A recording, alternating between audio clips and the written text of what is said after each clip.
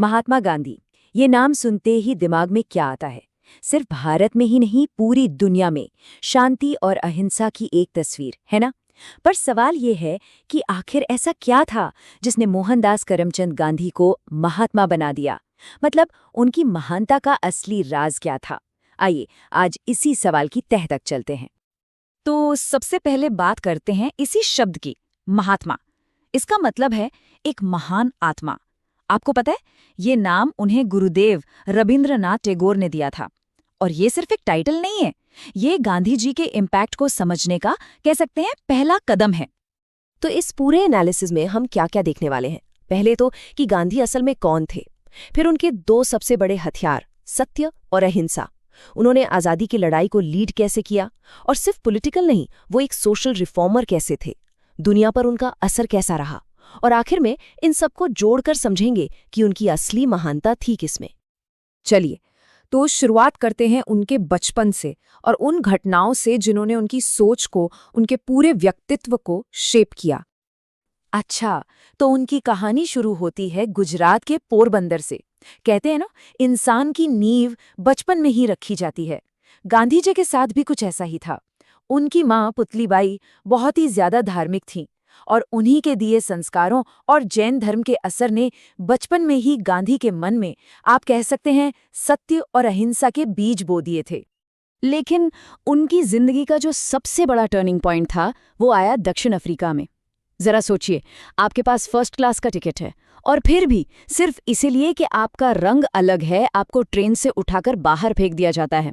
बस उस एक रात ने, उस एक अपमान ने एक वकील को हमेशा हमेशा के लिए एक एक्टिविस्ट, एक सत्याग्रही बना दिया। और यहीं से अन्याय के खिलाफ उनकी असली लड़ाई शुरू हुई। तो अब आते हैं उनकी सोच के कोर पर, वो दो प्रिंसिपल्स जो उनके हर काम, हर फैसले की बुनियाद थे। देखिए, गांधी जी की पूरी फिलॉसफी, उनका पूरा दर्शन बस दो मजबूत पिलर्स पर खड़ा था। और यही दो चीजें थीं जो उनके हर विचार को, उनके हर एक्शन को पावर देती थीं। और वो दो पिलर्स थे, सत्य और अहिंसा। अब उनके लिए सत्य का मतलब सिर्फ सच बोलना नहीं था, नहीं, बल्कि सच को जीना था। It was a way of life.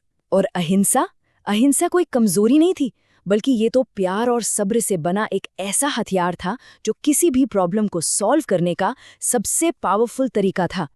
और देखिए, इस एक लाइन में उनकी पूरी सोच का निचोड़ है, सत्य ही ईश्वर है और ईश्वर ही सत्य है।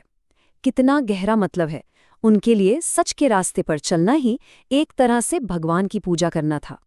तो ठीक है, सिद्धांत तो समझ आ गए, पर असली सवाल तो ये है कि इन प्रिंसिपल्स को उन्होंने दुनिया के सबसे बड़े एम्पायर, ब्रिटिश राज के खिलाफ इस्तेमाल कैसे किया? उन्होंने अपने हथियार को एक नाम दिया, सत्याग्रह। मतलब सत्य के लिए आग्रह करना, ट्रूथ फोर्स। ये कोई तोप, बंदूक या तलवार नहीं थी, नहीं, ये तो मॉरल स्ट्रेंथ यानी नैतिक बल और सच्चाई का हथियार था।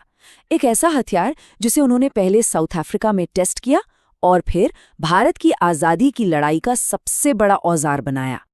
और जब वो भारत लौटे तो उन्होंने सचमुच पूरे देश को जगा दिया। इसकी शुरुआत हुई 1917 में चंपारण से, जहां वो किसानों के हक के लिए लड़े। फिर 1920 में आया नॉन कॉपरेशन मूवमेंट। 1930 में वो ऐतिहासिक दांडी मार्च, जिसने नमक कानून की कमर तोड़ दी। और आखिर में 1942 में अंग्रेजों को सीधा सीधा कह दिया, भारत छोड़ो। और इन सभी आंदोलनों के पीछे मकसद एक ही था, दुनिया को यह दिखाना कि एकता और मॉरल स्ट्रेंथ में तोपों और बंदूकों से कहीं ज्यादा ताकत होती है। उन्होंने बिना एक भी हथियार उठाए बड़े बड़े अनफेयर लॉज को चुनौती दी, स्वदेशी को बढ़ावा दिया और सबसे बड़ी बात, पूरे देश को एक साथ खड़ा कर दिया। लेकिन रुकिए, गांधी जी का मिशन सिर्फ अंग्रेजों से पॉलिटिकल आज़ादी हासिल करना नहीं था। नहीं, उनका सपना तो एक ऐसे समाज का था जो अपनी अंदरूनी बुराइयों से भी आज़ाद हो। वो एक बहुत बड़े सोशल रिफॉर्मर भी थे। सोचिए, उन्होंने अनटचेबिलिटी मतलब छुआछूत जैसे जहर के खिलाफ एक जंग छेड़ दी। दलितों को उन्होंने हरिजन कहा, यानी ईश्वर के लोग। कितना बड़ा सम्मान था ये। इसके अलावा उन्होंने औरतों के बराबर अधिकारों की बात की, साफ सफाई पर जोर दिया और ग्राम स्वराज मतलब सेल्फ सफिशिएंट विलेजेस का सपना देखा।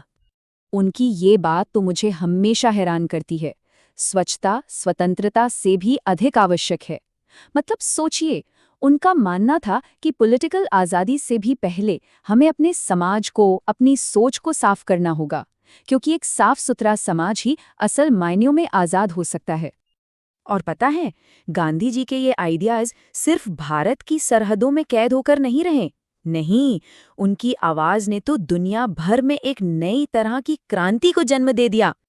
गांधी जी का जो नॉन वायलेंट रेजिस्टेंस का तरीका था ना, उसने पूरी दुनिया के बड़े बड़े लीडर्स को इंस्पायर किया। अमेरिका में मार्टिन लूथर किंग जूनियर ने सिविल राइट्स मूवमेंट के लिए गांधी जी के ही रास्ते को अपनाया, और उधर दक्षिण अफ्रीका में नेल्सन मंडेला ने रंगभेद के खिलाफ अपनी लड़ाई में गांधी जी के ही सिद्धांतों को अपनी ताकत बनाया। तो हमने उनका जीवन देखा, उनके सिद्धांत देखे, उनका काम देखा।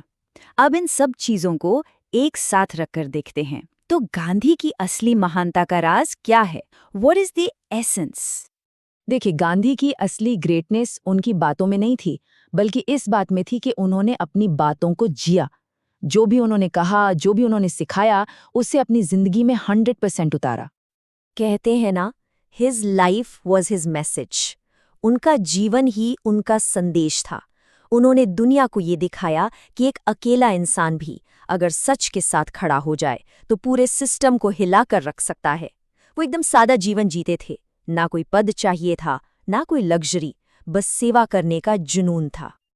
अब एक सवाल खुद से पूछते हैं, आज की दुनिया में जहां आज भी इतनी हिंसा है, इतनी इनटॉलरेंस है, गांधी का कौन सा संदेश सबसे ज्यादा रेलेवेंट है? शायद इसका जवाब उनकी इसी एक अमर बात में है। वो परिवर्तन बनिए जो आप दुनिया में देखना चाहते हैं। मतलब वो बदलाव खुद बनिए जो आप दुनिया में देखना चाहते हैं। किसी और का इंतजार मत करिए, शुरुआत खुद से करिए। और शायद यही वो एक सोच